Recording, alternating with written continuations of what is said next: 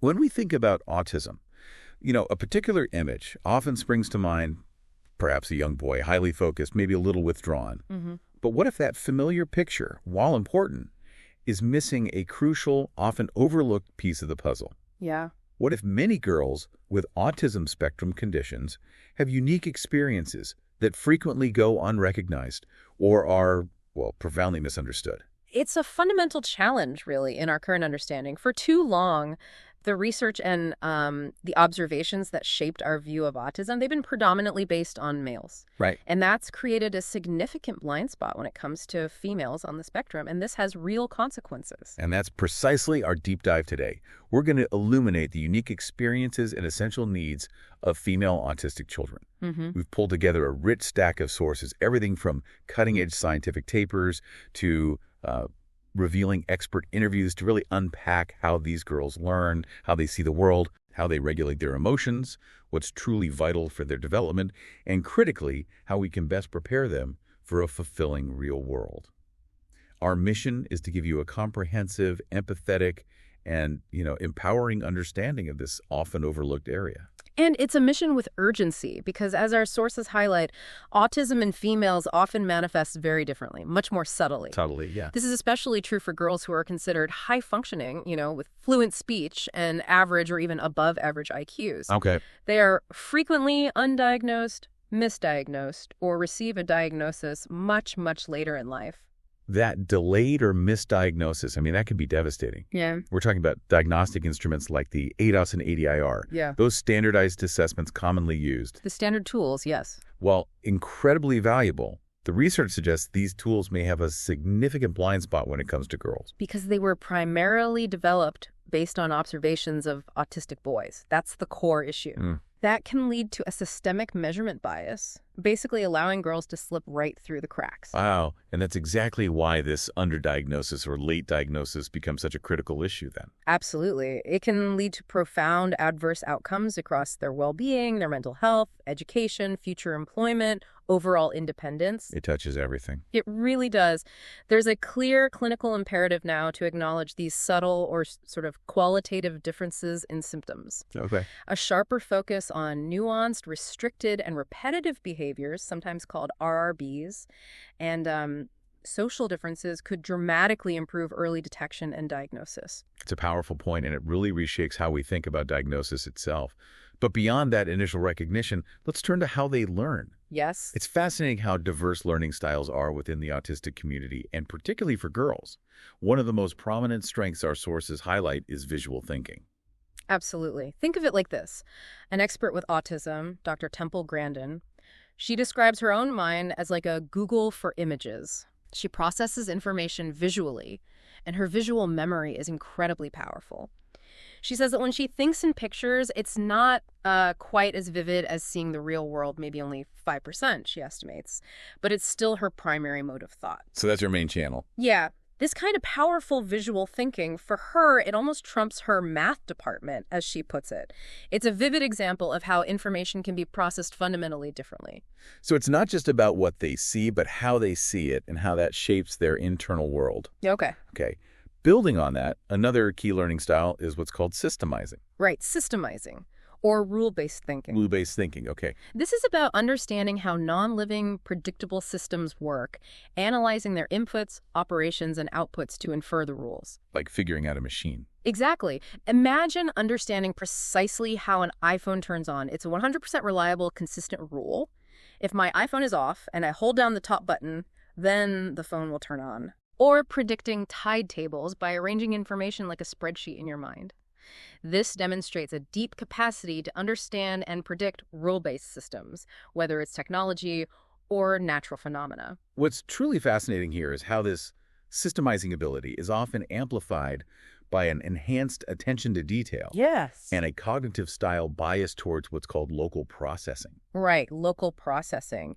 Our sources indicate that autistic individuals often have enhanced sensory and perceptual responses, almost like their sensory input is turned up. Amplified. Exactly, amplified, which directly supports this stronger systemizing ability. Yeah. You see the tiny gears and how they connect, not just the whole machine at first glance. That makes sense. And we can't overlook rote learning either. No, definitely definitely not.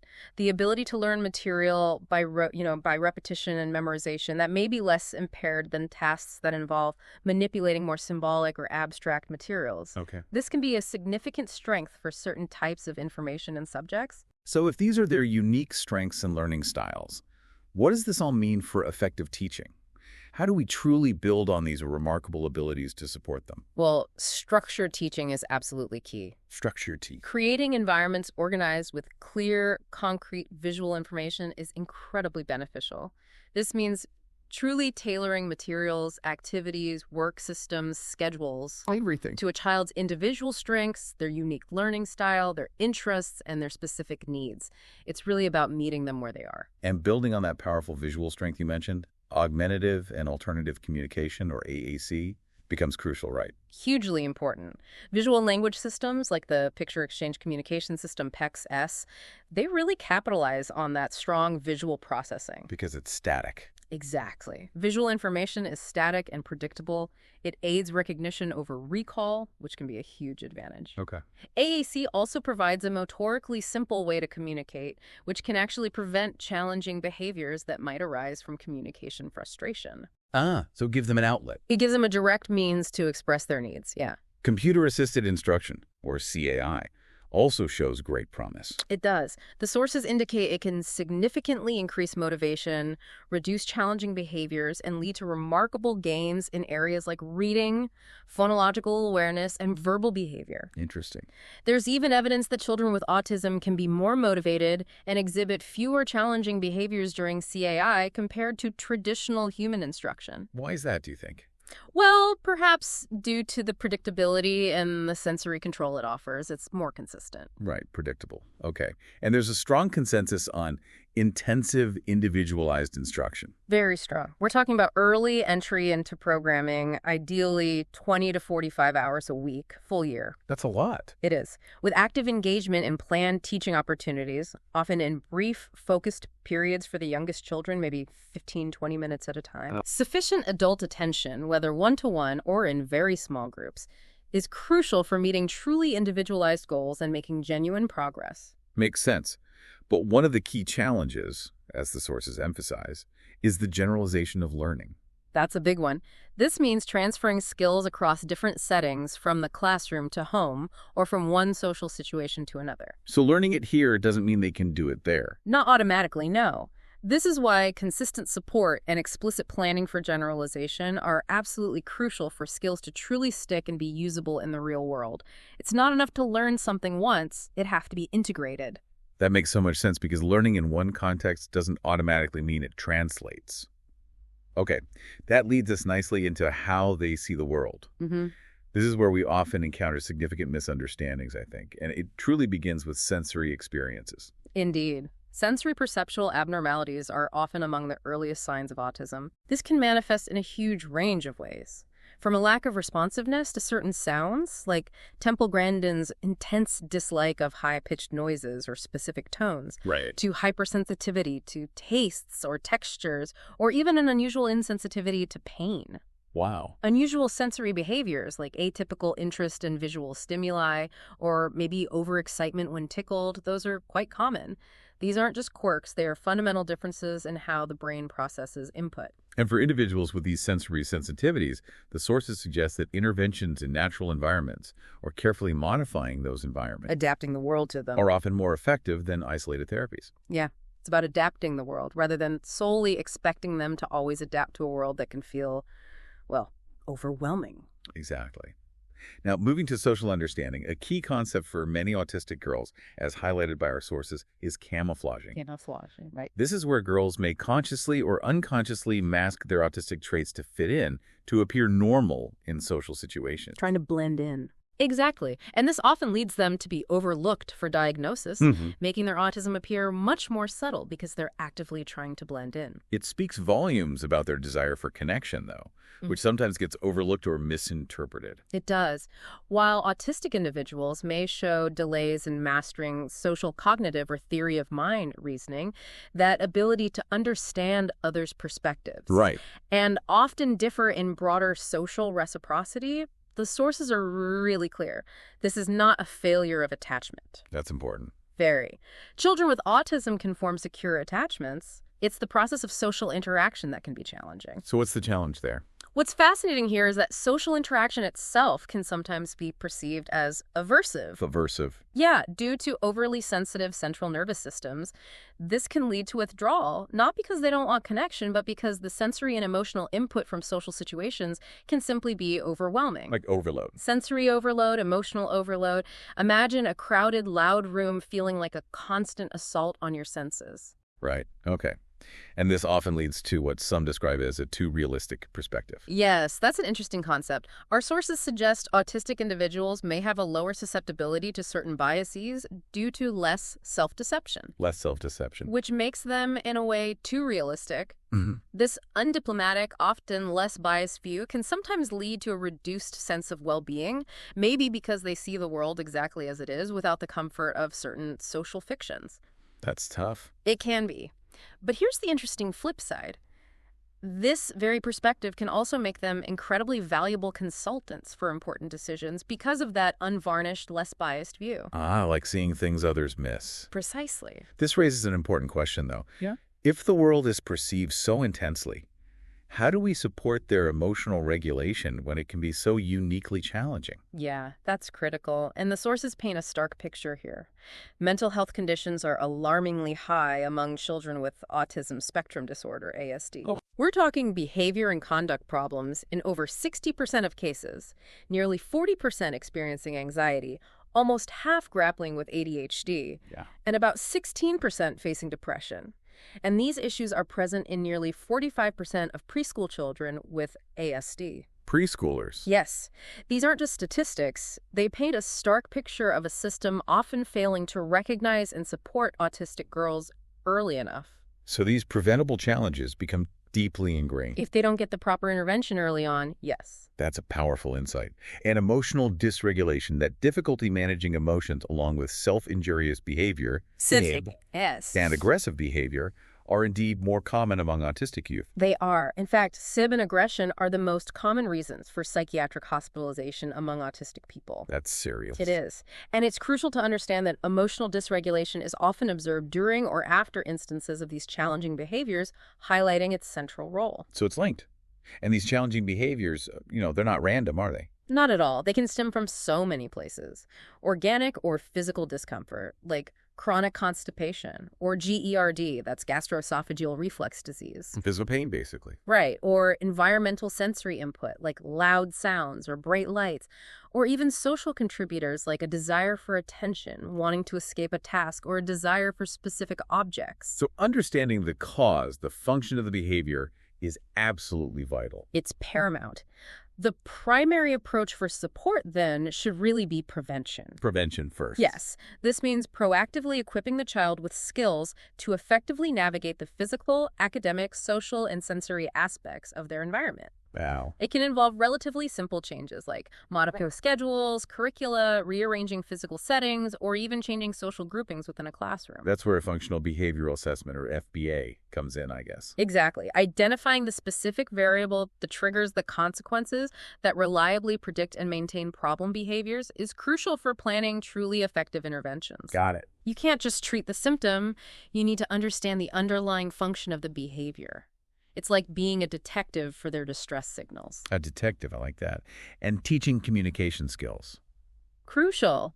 While not always explicitly called emotional literacy in all sources, there's a strong emphasis on teaching communication skills as functional equivalents to challenging behaviors. So instead of acting out, they can say what they need. Precisely. This empowers children to communicate their needs, giving them a voice for their frustrations or desires. And pivotal response training, PRT. That's another key strategy. Yes, PRT.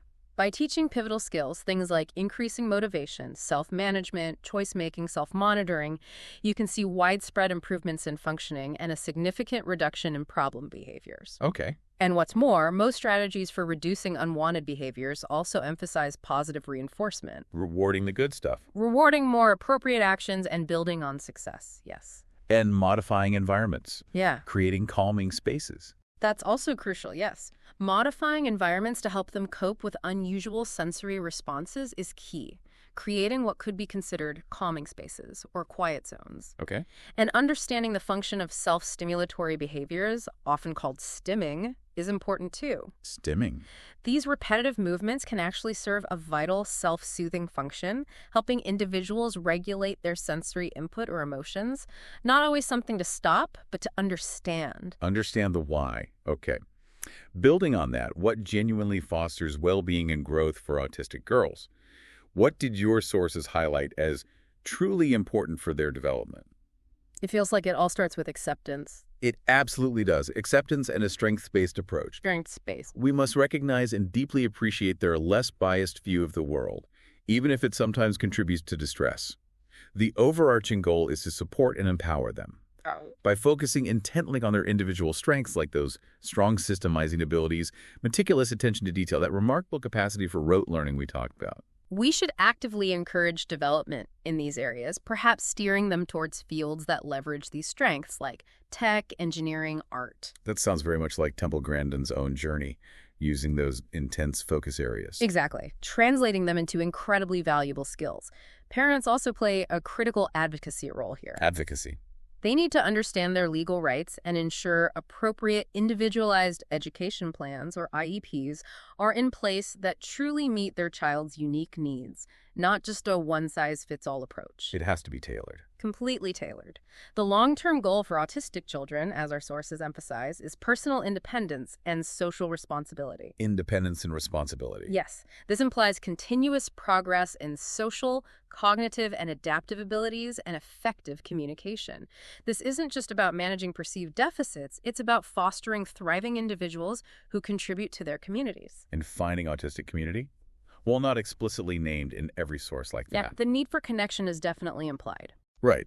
Peer-mediated strategies, for example, where typical peers are trained to interact with autistic children, that demonstrates the critical need for social integration and support. Absolutely. It's about finding those who understand and fostering genuine relationships. And all of this needs to happen within comprehensive support systems, you said. Yes. Effective programs are not isolated. They're part of a robust support infrastructure. What does that involve? Multidisciplinary teams of professionals, teachers, speech-language pathologists, occupational therapists with crucial family involvement.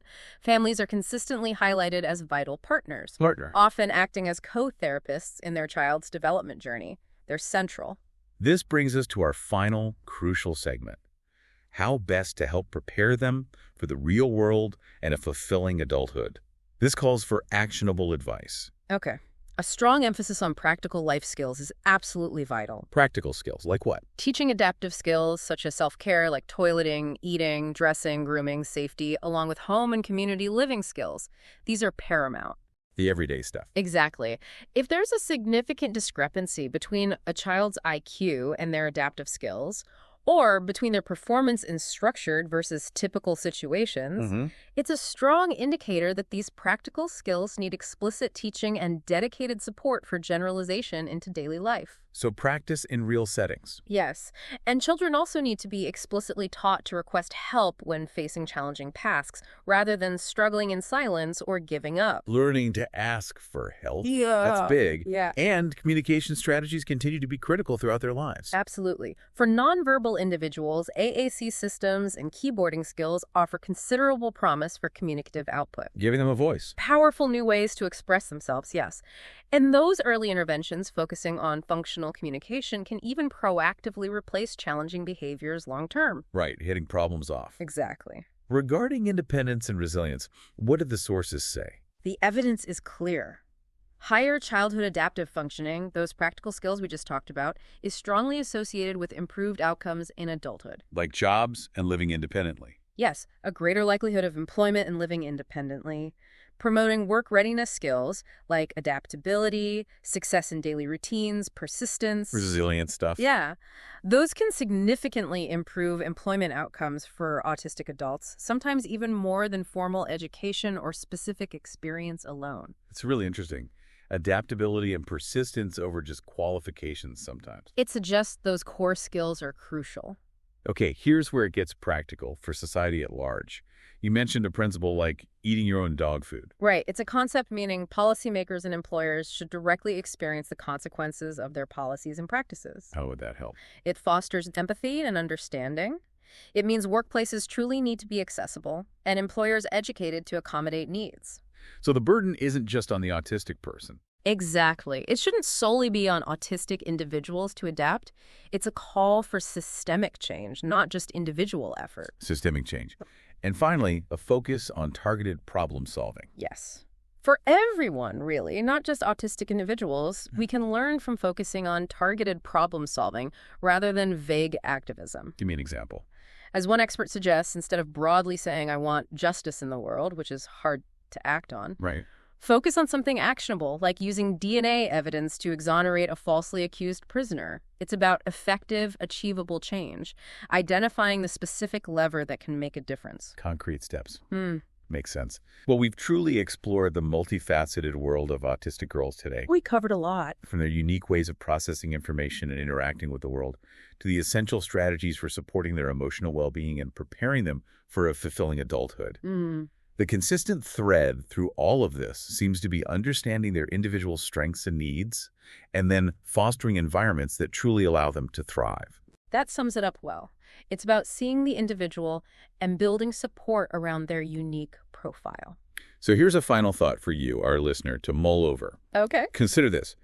If the world were designed by systemizers, by those who inherently see and build around clear rules and logical connections, how different might our cities, our technologies, and even our social interactions be? Interesting question. What unique problems might be solved and what new challenges might arise from a world optimized for, well, a different kind of brain. Yeah. And maybe, most importantly, what does that mean for how we build truly inclusive and innovative societies for everyone?